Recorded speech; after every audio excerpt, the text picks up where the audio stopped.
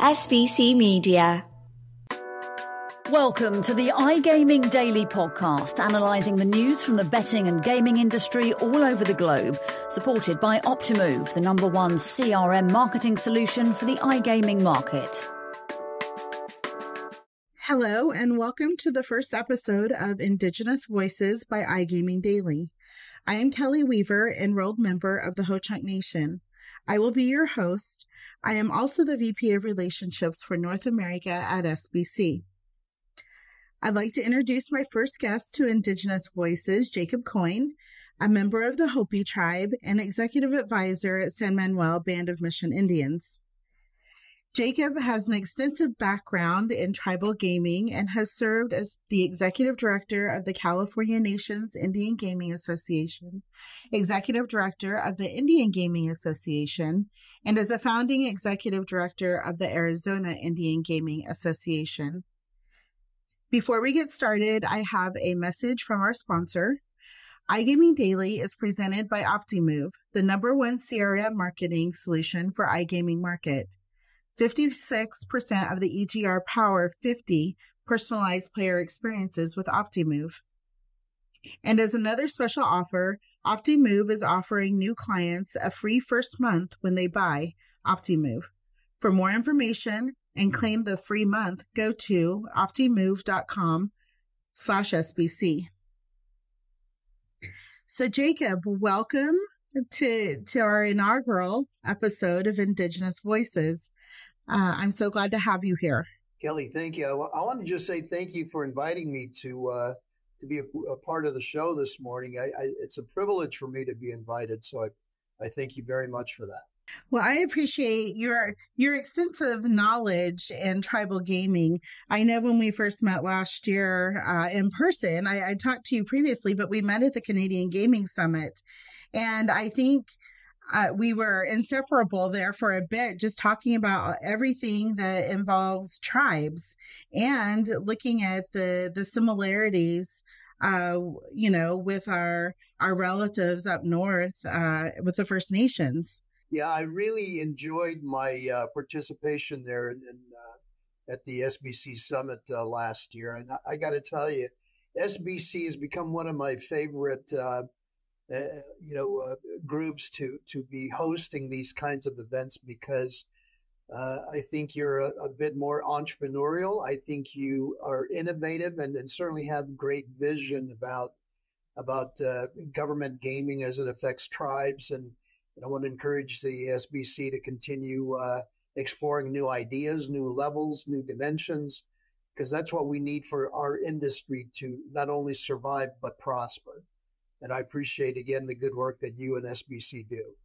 Well, thank you. I appreciate that. It has been, I love my role with SBC in working with tribes and First Nations. And, it goes beyond the gaming portion of this, right? I'm tribal, you're tribal.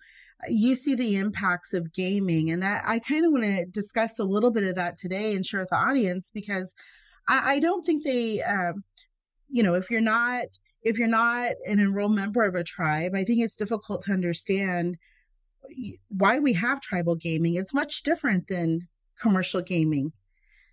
The reasons behind that. There are some very critical differences between tribal government gaming and commercial gaming. But if I can, I'd like to just share a quick glimpse of the history of where we came from. I think everyone acknowledges today that the Seminole tribe of Florida was the one who explored this area of offering, gaming on their lands in the late 70s. And of course, they encountered a lot of challenges, legal challenges from the state and local governments there in Florida, and eventually prevailed.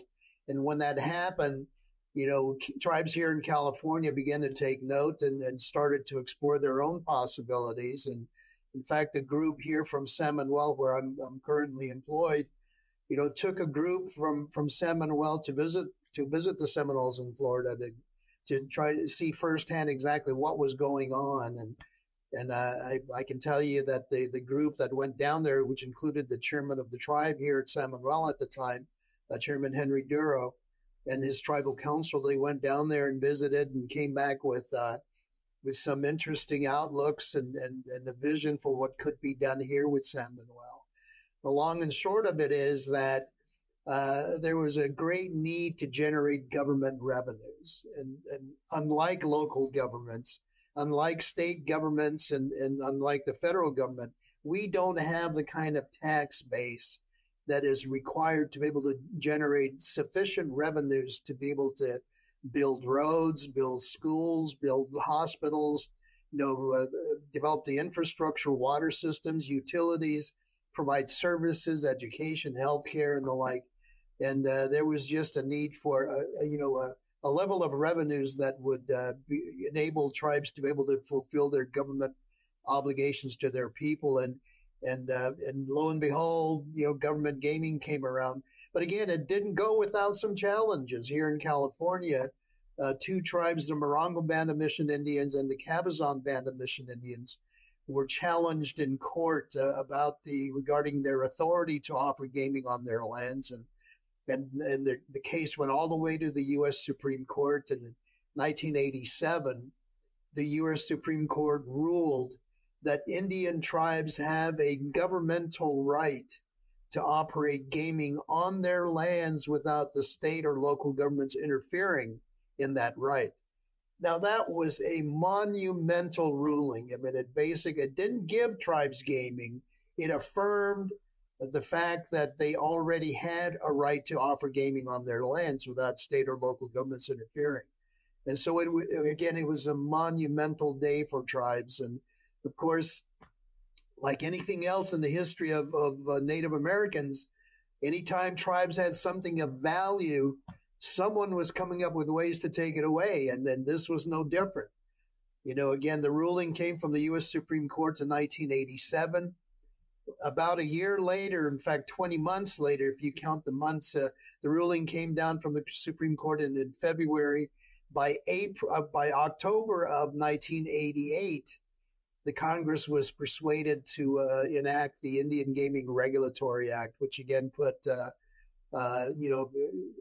the claim on the part of the Congress was it was creating a statutory framework for gaming to be conducted on Indian lands. And of course, one of the provisions in Igra, as we call it, basically required that if a tribe in any given state wanted to offer Class 3 or casino-style gaming, they first had to negotiate a gaming compact with that state. And the gaming compact, was designed only as far as federal law goes to negotiate over scope of gaming, what kind of gaming would be offered, and then secondly, a way to regulate, that gaming activity. And of course, now we know that the states, basically wanted revenue shares and all kinds of different things. And so the compacts today are quite a bit different from what we envisioned Igra having required as a part of the compact negotiations. It's interesting that you bring that up because, it says that to cover the fees of the state to regulate. And, I know that often comes up, the amount, then they put a dollar amount or a percentage on that, and so when you look at those budgets, they're very large, and it's far more than what it costs to regulate, in my opinion. And so, it just seems like another opportunity for money to be made off of tribal casinos, and that's really unfortunate. Well, again, there were some interesting policy discussions while the Indian Gaming Regulatory Act was being debated in the Congress. And Senator John McCain from Arizona in one of those meetings basically, stated that during the negotiating phase for Igra, that it appeared to him that whatever was the federal government's is theirs, whatever was the state government's is theirs, and whatever was the tribes was completely negotiable. And that's how this whole situation really came to be, was was that the states and the federal government, they were firm in their positions regarding tribal government gaming, but whatever the tribes wound up with was to be negotiated between the three entities. I mean, it was there was a balance to be struck between federal interest, state interest, and tribal interest, but the negotiating lever was clearly not in the hands of tribal governments at that time. Well, and I think, early on, it was used as, to keep corruption out of the tribes, because we didn't know how to manage the amount of money that we would be taking in. And, you can look back and say, maybe we didn't have, the CFOs we have today or the attorneys that we have today. But at some point that shifted, and we do. Yet we still have all of the regulations. I know in my former position, I worked in background screenings, and we compared the types of screenings that we had to do on employees and companies, for a commercial operator versus a tribal operator, much more extensive. In that backgrounding, going back 10 years of criminal history and residency and any license they've ever held. And it is, I appreciate the due diligence and keeping corruption out of the casino, but it's mandated. That's the, and if you were just to walk into a regular commercial casino, the cost of it too, you're paying much less, or much more, I apologize, much more for a tribal gaming background. And so, times have certainly changed in our level of education, which is part of gaming. When we look at tribal gaming and the benefits back to our membership, and I think it was possibly a video I saw from California that talked about, this goes back to we don't have shareholders, we have tribal members. Commercial gaming has shareholders. So our monies are going directly back into our communities to fund, as you mentioned earlier, insurance programs and healthcare. We have our own hospitals. We have our own emergency services, our own, education systems, colleges. And, we also have grant funding. I received a scholarship from my tribe to get my master's degree. That was all due or as a result of gaming, and very appreciative of that. And so we look at how do we give back, but it goes a little bit beyond that, in that we also provide that infrastructure to the communities where our tribes are, the outlying communities. So, the townships that butt up against our reservations, we are providing emergency services for them as well. And that's fire and EMS and ambulatory. We're taking care of the roads. I worked at the Eastern Shawnee tribe as the director of children and family services, and we had a back to school powwow every year that provided backpacks full of school supplies for any child, not just tribal children, but any child that came to that powwow. And so we are constantly giving back to the communities, not for any sort of tax write-off, but because it's the right thing to do. Yeah, the what you started out with were these claims that somehow Indian gaming was going to be overrun by organized crime and corruptive influences and the like, and these were assertions that were floated mostly by the commercial gaming interests, because Nevada, Las Vegas, especially, was fearful of what could happen in as a result of California tribes getting executing on their right to game. There was a National Gambling Impact Study Commission that was formed in the late 90s by the Congress to do a factual study of the impacts of gambling on the U.S. And one of their findings in the course of holding hearings and out in the field and in Washington, D.C. and different places was that up to 70% of the traffic that goes to Las Vegas comes from or through California. So I mean, that's what the commercial gaming interests were afraid of, was if they somehow, if tribes were somehow able to get gaming going and do it at such a level that it would be competitive with the Las Vegas gaming enterprises, then they did stand to lose, a good share of the market that they enjoyed. But the fact of it is, I mean, the regulation of Indian gaming or tribal government gaming is, I mean, there's no other sector of the gaming industry in this country that is more regulated and more layers of government than tribal government gaming.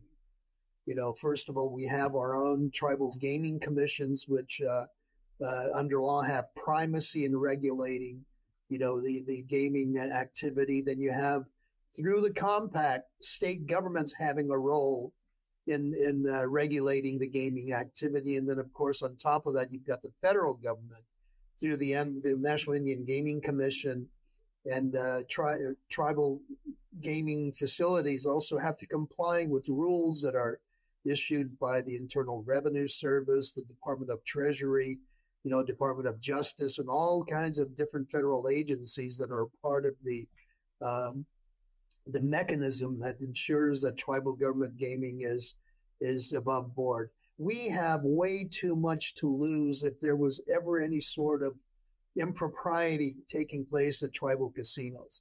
As you mentioned, without tribal gaming revenues, roads just don't get built or improved.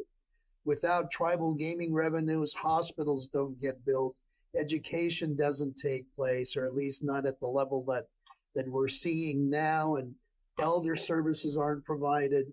Youth programs aren't provided. Language preservation programs aren't carried on, and then the reclamation of culture and cultural activities, will tend to fade away. And there has been nothing but good things coming out as a result of tribal government gaming. And people are beginning to see that now. Cultures, again, are strengthened, languages are strengthened, community services are strengthened, and probably the most important thing is our relationship with surrounding communities through philanthropy and outreach and working with local governments on traffic and law enforcement and public safety and fire protection. All of these things are possible because of the success of tribal government. Absolutely. NIGC put out some numbers last year. The gaming revenues were $40.9 billion. The American Gaming Association also released their numbers on commercial, which put them at $60 billion.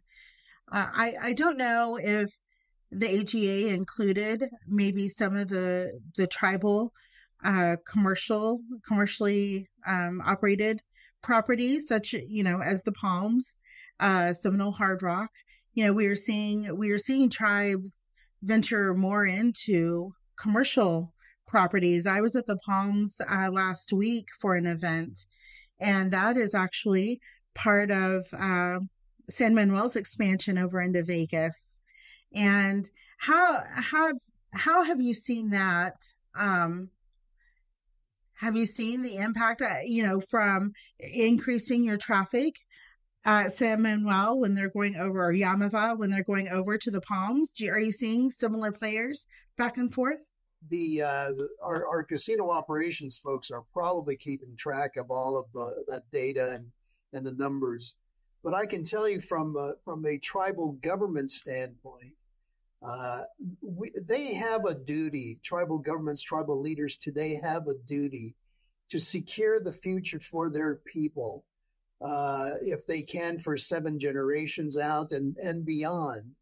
And the only way we can do that in this world today, unfortunately, is by ensuring that the financial future of the tribe is not only stable, but has enough potential to be able to grow and take care of future needs. And so that's the reason that diversification by tribes is such an important undertaking. In this case, San Manuel has determined that their core competency is gaming and hospitality.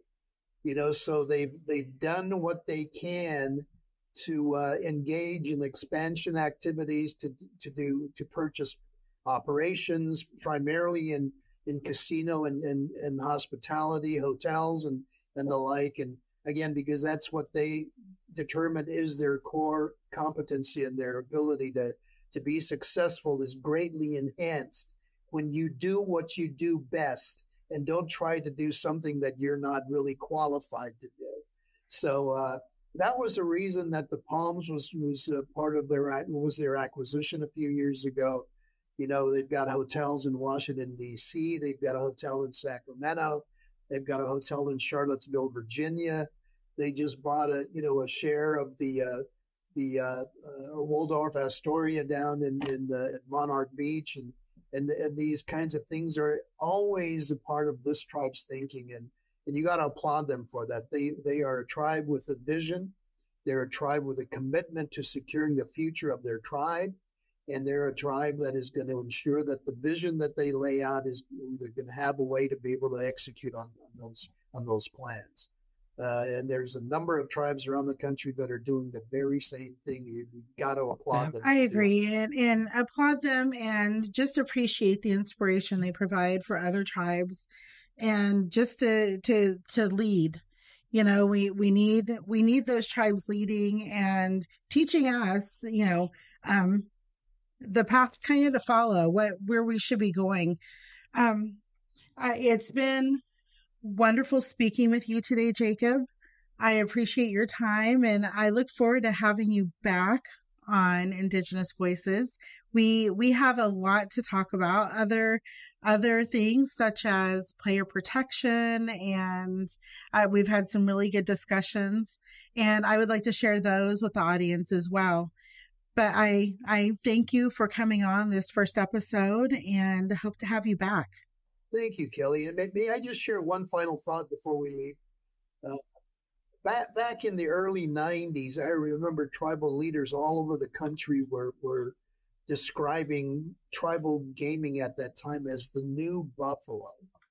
And Native people will understand what that means. The fact that anytime there was a buffalo hunt, a successful buffalo hunt, every member of that tribe or that tribal community benefited from that. From a successful hunt. Not only that, but every part of the buffalo was used for food, for clothing, for tools, for any number of things that was needed for that community. And we can, I think, look at tribal gaming today and through that same prism that this is the new buffalo, and we must do everything we can to ensure that our communities benefit from the conduct of good, effectively regulated gaming on our lands. Thank you for that. That's a great story. Is shelter. As you were saying, all the things we would use the buffalo for. But thank you so much, Jacob. Those are some good words to end on, and I appreciate you. Thank you for listening to today's iGaming Daily podcast, supported by Optimove, the #1 CRM marketing solution for the iGaming market. If you want to find out more about some of the subjects raised today, feel free to explore any of the sites in the SBC News Network, or check out the latest edition of the SBC Leaders magazine. Happy reading.